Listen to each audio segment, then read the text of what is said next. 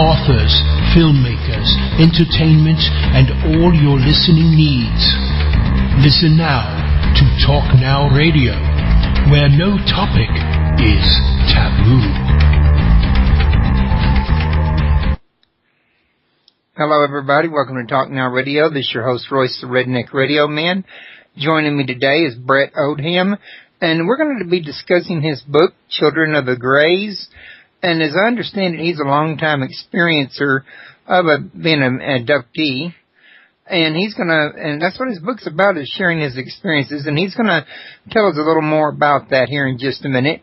But first, I wanted to let y'all know, if you want to learn more about him as well as the show, you can go to www.childrenofthegrays.com/hostbaby.com.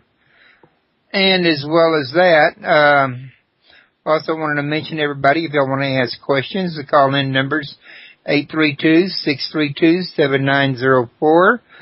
For you users out there that have Mac, I've recently not upgraded, but installed a Flash player so y'all can listen to my show live instead of just in the archives. iTunes listeners, YouTube listeners, come on over to www.talknowradio.com and get a free membership to the site. It'll get you in the chat room, and we can ask questions in chat. You can talk to each other in chat, and we can, in general, have a pretty good time. So, how you doing today, Bret? I'm doing great. How are you today, Royce? Oh, I'm doing just fantastic. I want to thank you. The rain to ever stop here in Tennessee. I think we're all, it's been nothing but rain every day. So, we're hoping the weekend was going to be dry, but once again, we get showers here. I don't know.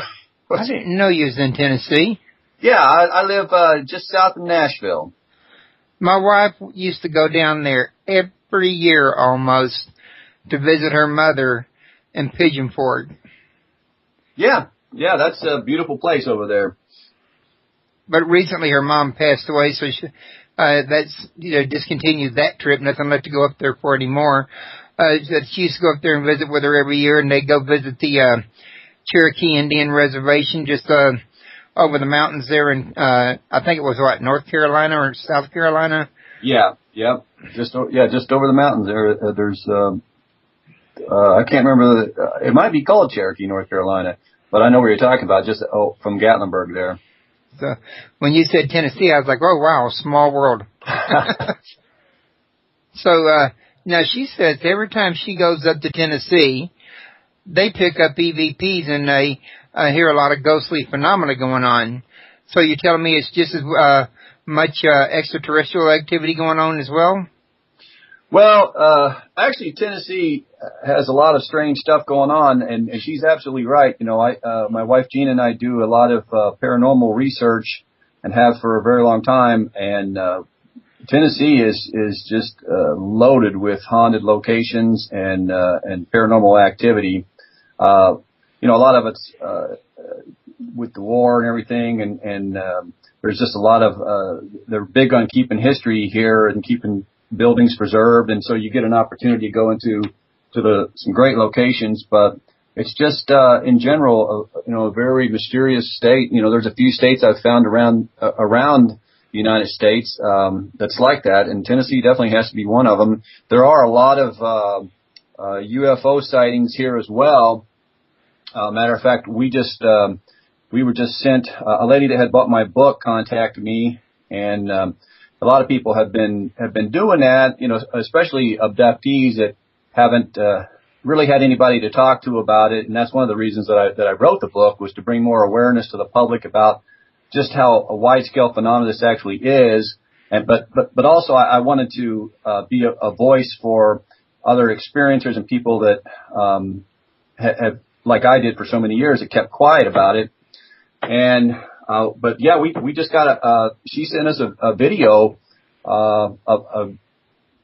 I've ran it through the software a couple times, and I'm more of an audio expert than I am video, but Gina and I are pretty impressed with the UFO video that this lady got. And it wasn't one of those just blinking light, blurry light type things that most of the time you see when it comes to UFO related stuff that's caught on film. This was it was a sighting at dawn, so it was right over the city of Nashville. So, pretty impressive stuff. But we get reports all the time, and people that we work with, the same thing. A lot of activity in this state for sure. Oh, I can pretty well imagine there's a lot of activity there. I mean, it's in the South, and I think the further into the deep South you get, the more the activity gets. Mm-hmm. Yeah. At least that's what I've heard tell.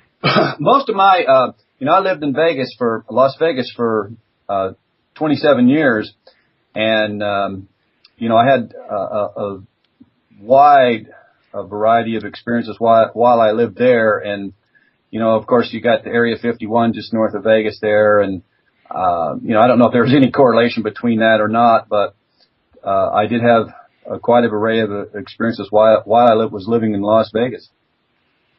Okay. Well, I wanted to come back to your book, and we started off this show a little bit unusual, but coming back to the normal format, I wanted to ask you, what was it that got you started on writing this book? What was your motivator? Well, I really wanted to. I just got to the point in life where I knew I had a lot to offer and say about. I had a lot of memories and very detailed about the memories, and I've kept quiet about it for a very long time. And I just kind of got, it's like, well, I'm not getting any younger, and I really wanted to bring this out to the public, but I didn't really have the courage for a long time to risk the ridicule that was involved with it, number one, and I just didn't want to relive it, basically. It's very traumatic to go through these things. It definitely leaves a psychological scar on anybody that's experienced it. And I knew that it was writing a book. I would pretty much have to relive these events. And but my wife Gina, she encouraged me, and a friend of mine, Sandy Nichols, who's also he has the Alien Research Group, and we had met him a few years ago, and he was one of the first abductees that I actually talked to about my experiences, and he kind of encouraged me as well, and it turned out to be a very difficult thing to do. It took me 2 years. I'd have to stop. I would get depressed. I would start reliving these things, and I don't know. I just kept nudging forward, and I would take a break, and then Gina would kind of encourage me again, and just told me how important it was to let people know about it. And it turned out to be a very therapeutic thing for myself as well. Once I was finished and once it went public, I felt so relieved, because it was just it was something that I didn't. I mean, when you talk about keeping something quiet, keeping a secret, and I'm not the only one. There is a lot of people out there that's going through the same thing, but it's just not. I don't recommend it. It's just too hard to deal with it on your own. And I did it for a very long time, and I'm telling people all the time that's had these experiences, like, there are people that's going to listen to you, they're going to believe you. So I mean, fear just controls everything in so many aspects, and people are afraid what's people going to think of you, but in my case, I mean, I had a pretty good reputation, as a good guy, and good character and all that. And so when I come out with this, I didn't have this, perception of being crazy and, walking around with tinfoil on my head and talking about Martians and stuff like that. And, so they take you a little more serious. Yes.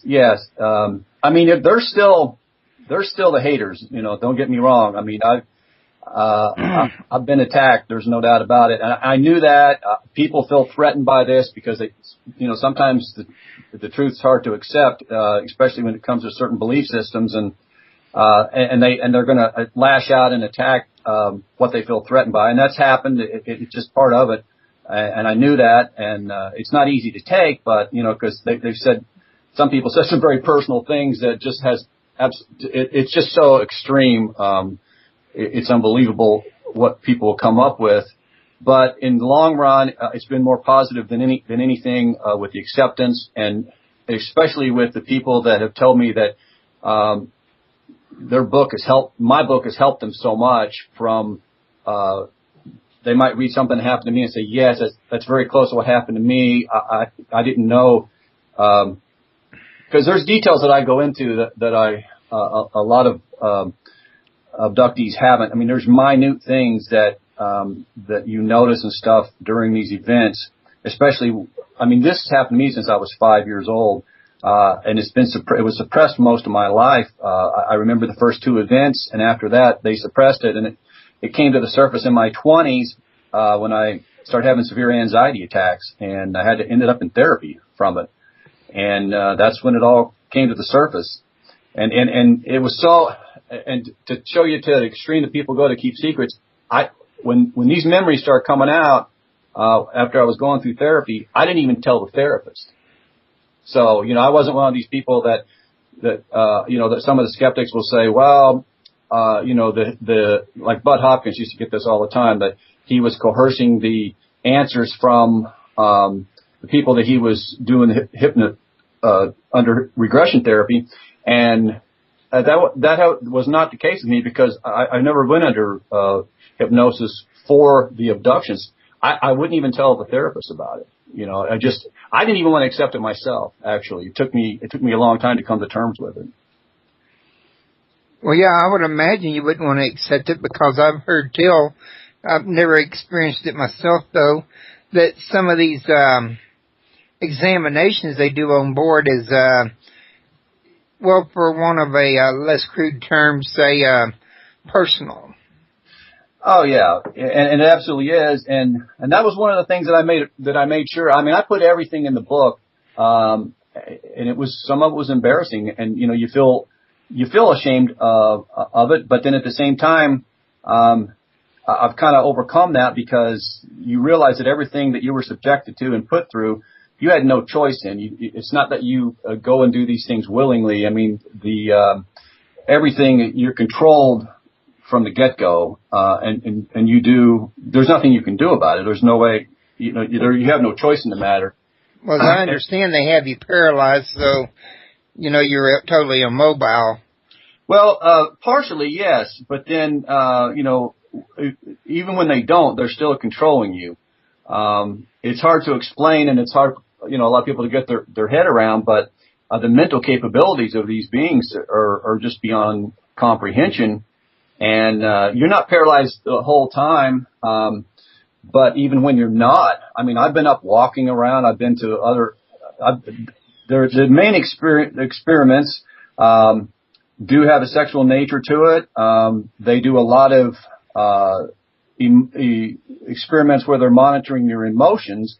Some of that stuff is extremely cruel, where they tap into your subconscious, and they use that basically against you. And it screws with your mind like big time. And, when you exhibit, and they monitor, and you exhibit all these different array of emotions, and after a while I realized that what was going on, doing some of these experiments, some of these procedures, and I've tried my best not to play into it, as I got older. And they actually picked up on that. I mean, they realized it, like I wasn't falling for it, some of the stuff anymore, of the scenarios that they would set up. But it's not just merely an examination where you're laying on the table like the movie show and things like that. It goes way beyond that. And that's a lot of what I covered in the book. They're running a hybrid program. There's absolutely no doubt about it. And I actually had an incident with another person, that was my girlfriend at the time, and she was pregnant, and we both were taken together, and they had knocked off an old typewriter that was in the room and woke us up, and she saw him and I saw him in the room with us, and then they removed the fetus from her, and she was 1 month shy of 4 months along in term, and they forced me to watch it. It was like all part of monitoring how I was going to emotionally react to it, and that has to do really with the hybrids, because I believe the hybrids have the emotions that we do, or at least partially, and I think they're trying to learn on how to deal with them and handle them by constantly monitoring, the emotional makeup that we have. But yeah, she ended up like, the next morning, we found blood on the bed and took her in and, to the doctor, and, he says, I think you may have lost a baby, and they did a procedure called a DNC. He came out of after the procedure and was just shaking his head, and my mom and her mom were both down there at the hospital, and they were witness to it. And he's like, I can't explain this, but the womb was completely clean. There was no tissue in there whatsoever. That shouldn't have been the case. And because it was like this woman was never pregnant. So, in fact, we did a show, for Destination, on Discovery Channel, Destination America, one of their episodes, Desert Wasteland, and they featured that on there, as a couple of my, events, and that was one of them. And I didn't even know, I hadn't spoken to her in at least 15 years, and I didn't even know what she remembered about it or anything. So, but there you have like two people that, experienced a pretty profound thing, and both to this day, and this was in the late 80s. I mean, both to this day have the same exact memory of it. Now, I've heard tell you, once this happens, you never forget it. You were saying something a minute ago, though, about them studying emotions that got my attention, and maybe I just watched too much Star Trek, but, Spock, the way they described his planet was, their emotions that got the better of them. They had a great war, and they shut off their emotions because of it, to learn how to live in peace.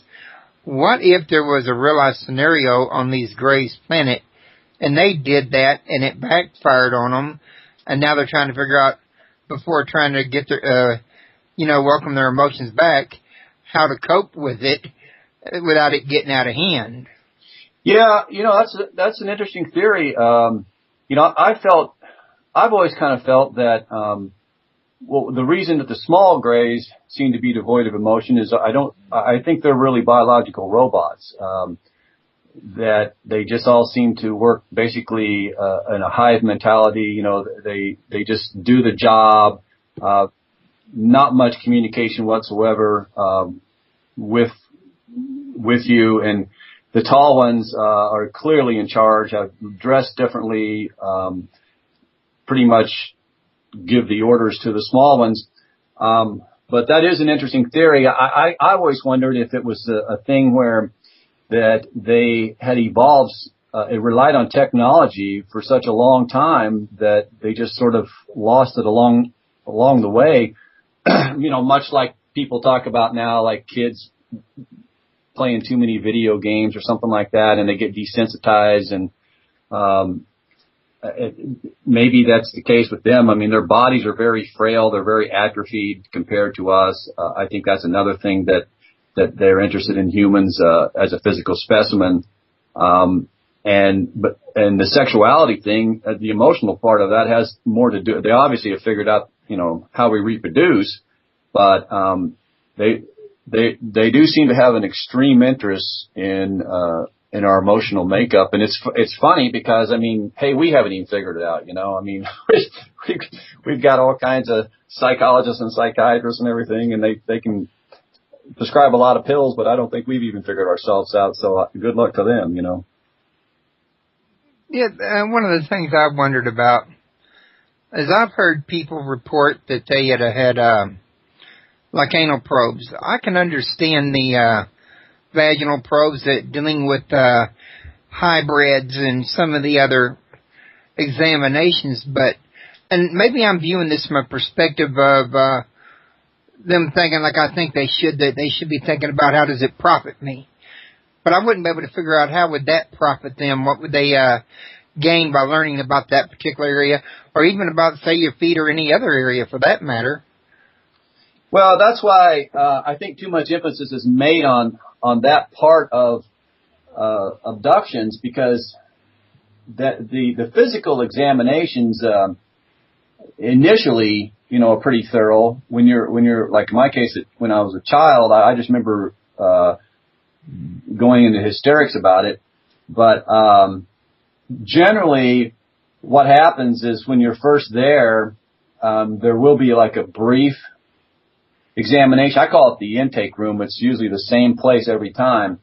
And the small ones will be kind of, just a brief examination, but it's not really that much of a thing. Like personally, I have no memories of any kind of anal probe. But, I do have, memories of them extracting sperm, on several occasions. And I understand, the reason behind that, but you're right. I mean, they have figured us out, physically. There's no doubt about it. They do seem to lean toward a particular, there's particular traits that they seem to favor.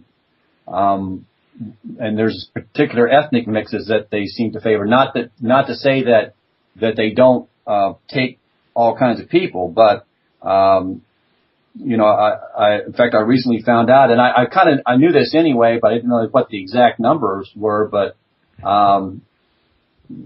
they say it's about 45%, have a combination of Native American, Irish and Celtic. So, they seem to, something genetically about that seems to appeal to them. And that's exactly what I am. So, maybe. That's interesting. I mean, the one thing that Native Americans and Celtics have in common is spirituality. Right. Yeah. Most Westerners are, and even a lot of the Middle East folks are known more for religious than for spirituality. Right. And there's a big difference. There's a huge difference. They're looking for for people that are of a spiritual nature. Maybe they're looking for samples for seeding or something. Yeah. I mean, there's definitely something to that, because before I had another researcher talk about that, and I have like that's what I believe too. It's like what the people that I have come across myself, I start talking to them, and like I said, it's not everyone. This stuff's happening all over the world. It's happening on such a large scale, and I hope that more and more people start coming out.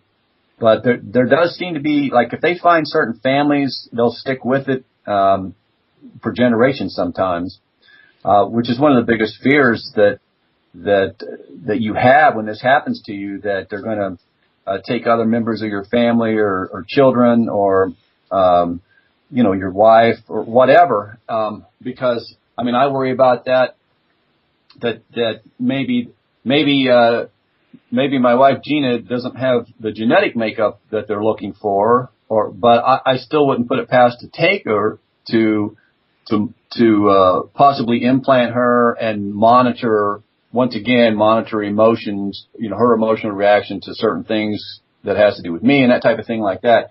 It gets really deep, and there's nothing, you got to sort of open up to all the possibilities of what these guys are doing.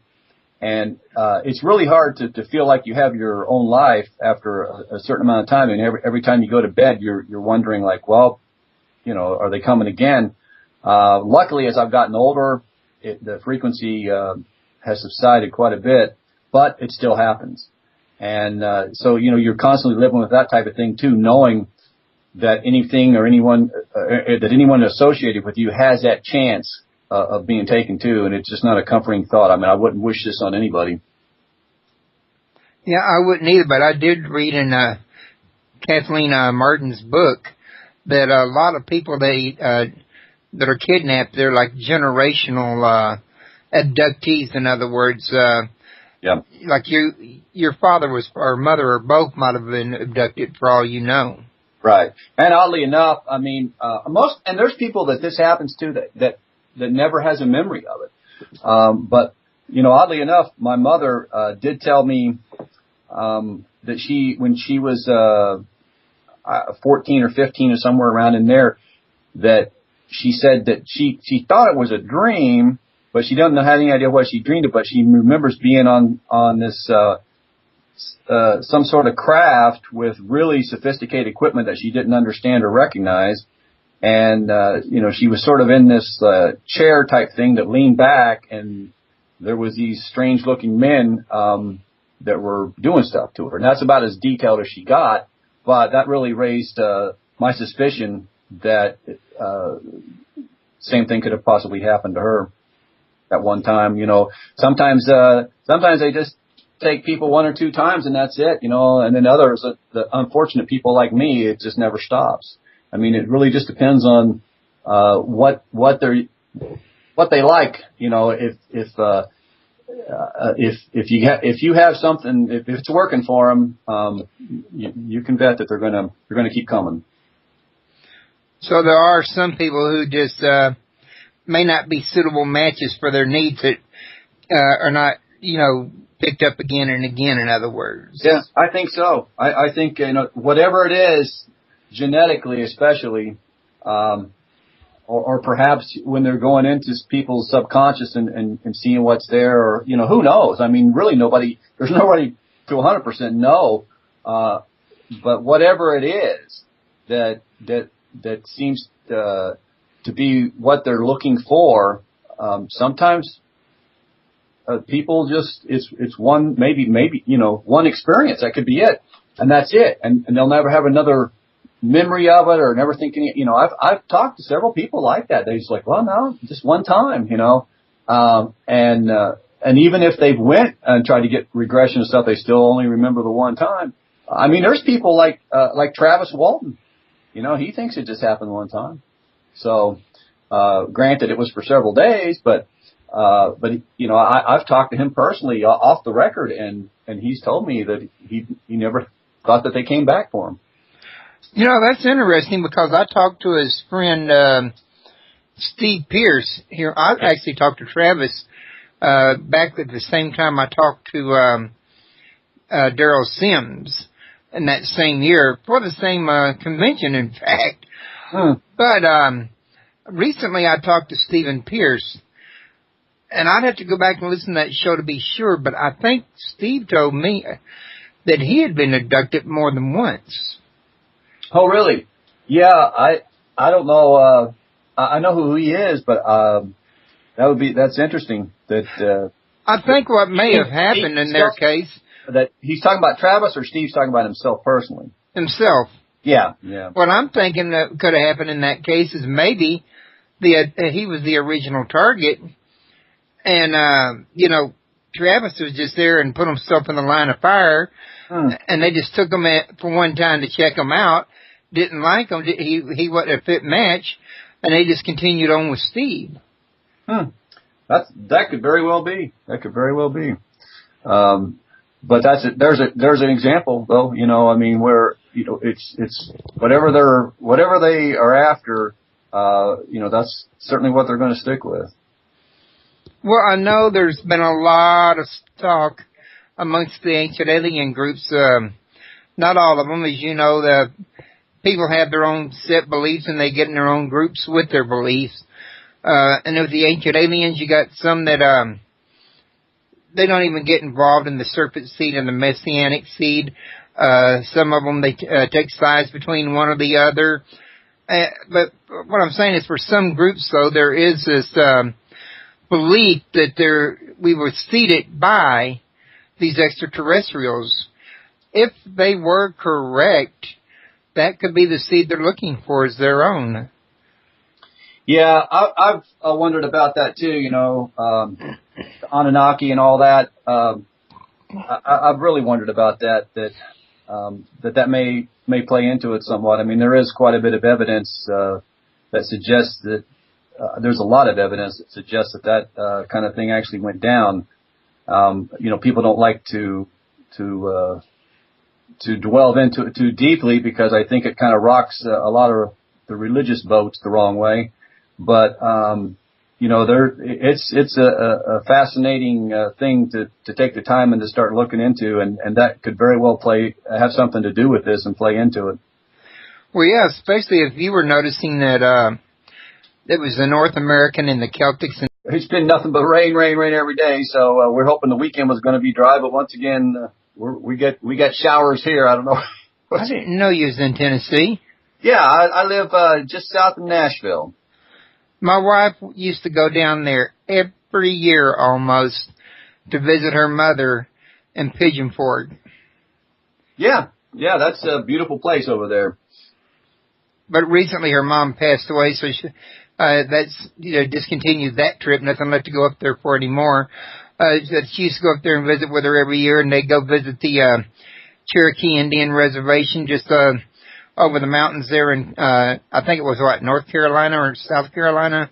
Yeah, just over the mountains there. There's I can't remember. It might be called Cherokee, North Carolina, but I know where you're talking about. Just from Gatlinburg there. So when you said Tennessee, I was like, oh wow, small world.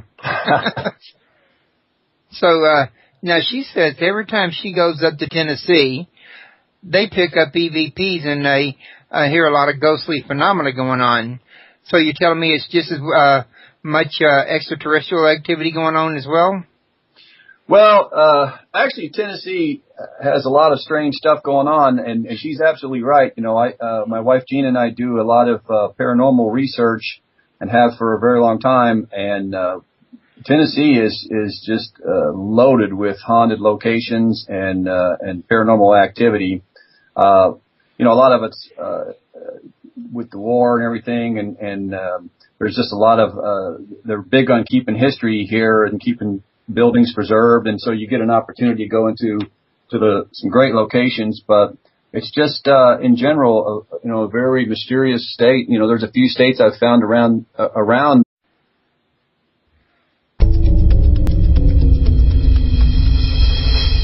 For authors, filmmakers, entertainment, and all your listening needs. Listen now to Talk Now Radio, where no topic is taboo.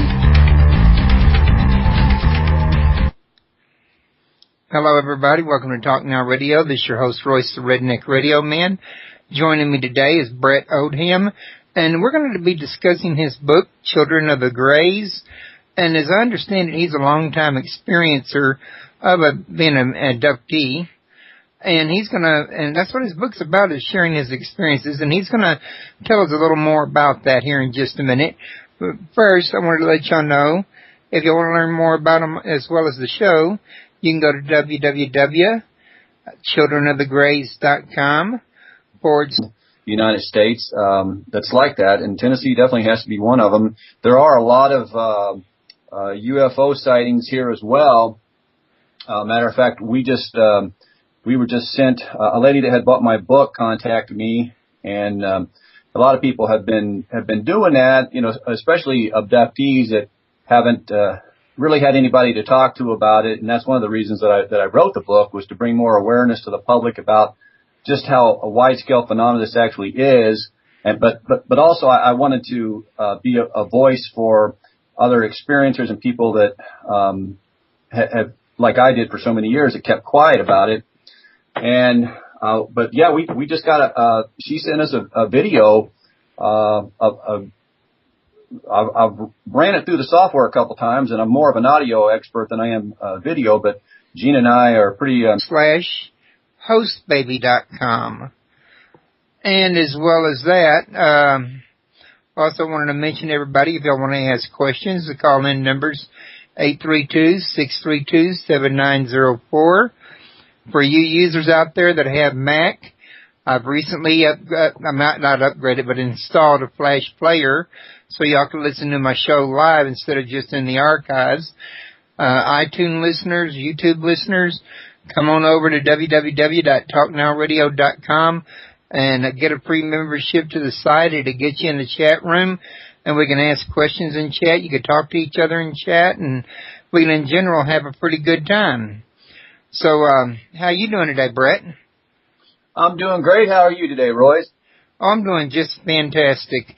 I want to thank you. The rain to ever stop here in Tennessee. I think we're all